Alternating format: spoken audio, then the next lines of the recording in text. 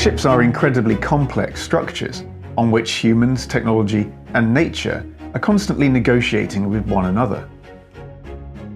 Implementing effective systems and ship design is pivotal in enhancing maritime safety. A well-thought-out design not only ensures operational efficiency, but also mitigates the risk of accidents at sea. Sorry, didn't mean to push the emergency shutdown button.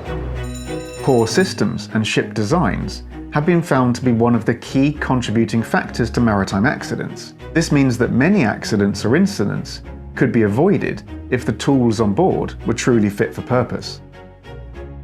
Perhaps you've struggled to work in a control room that has a tight space, or maybe you've cursed at a screen when you cannot find the information you need. Those situations are symptoms of something far greater. So let's talk about usability, human-centered design, and ergonomics.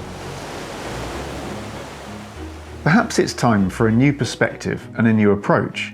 Why should mariners simply accept poor system design or layouts that increase the likelihood of errors or complicate the execution of correct procedures?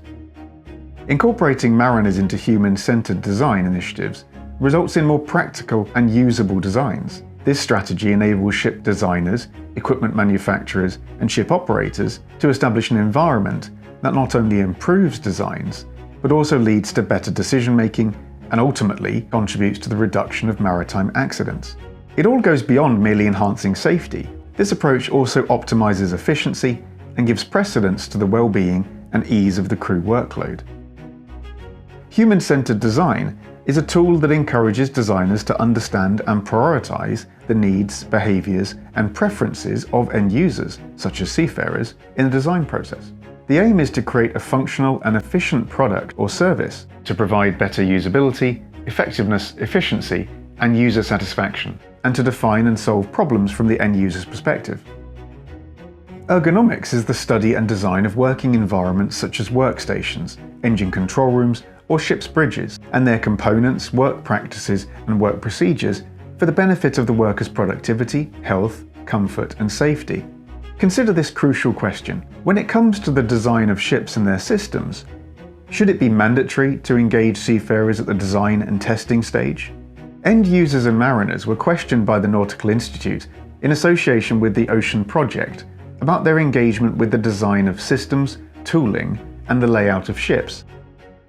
The vast majority of the participants had more than 10 years of experience in the maritime industry, and most of them were somewhat familiar with the concepts of human-centered design and ergonomic approaches.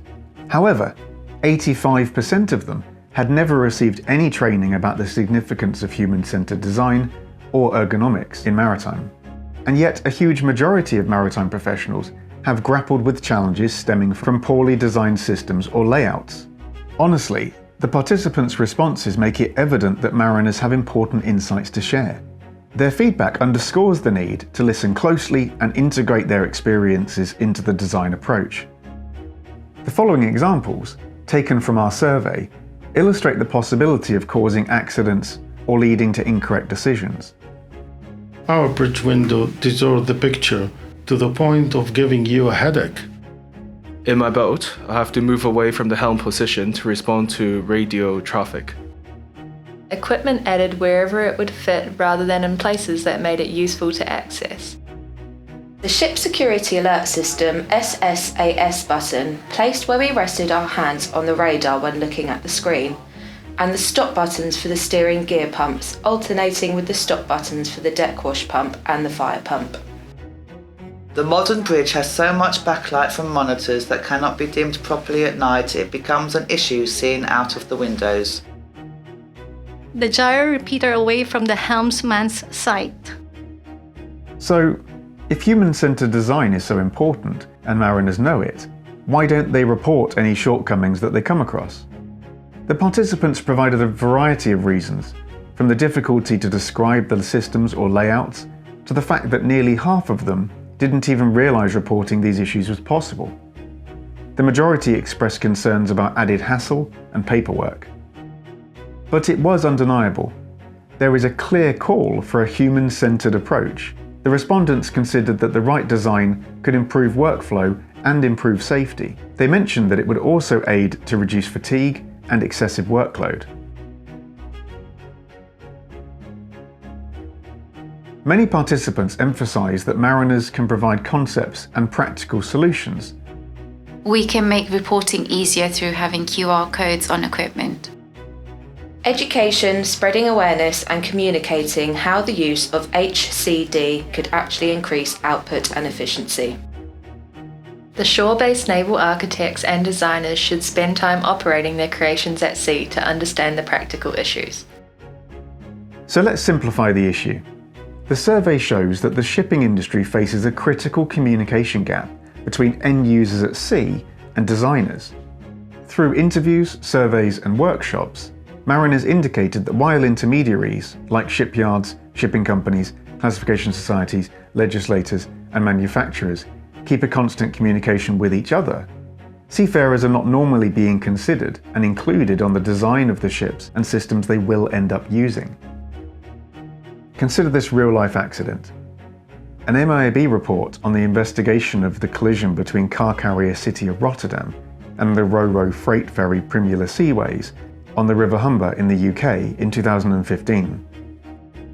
The City of Rotterdam was already being pushed by the wind and the tidal stream, but the bridge design was the final straw.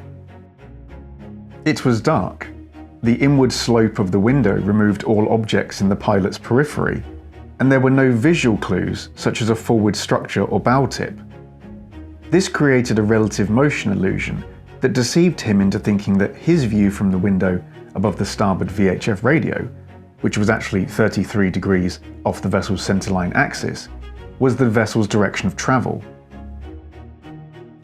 In this case, the location of the VHF radio by the off-axis window created the illusion that he was looking ahead, and sadly, this was not picked up by the bridge team until, 14 seconds later, a collision occurred. The potential for this illusion was unforeseen and not taken into account during the design of the City of Rotterdam. Stricter adherence to the ergonomic principles of bridge design detailed in SOLAS would reduce the likelihood of anyone making a mistake. So, as a mariner, how can you proactively address and overcome challenges presented by bad design and procedural inefficiencies to enhance safety and reduce errors?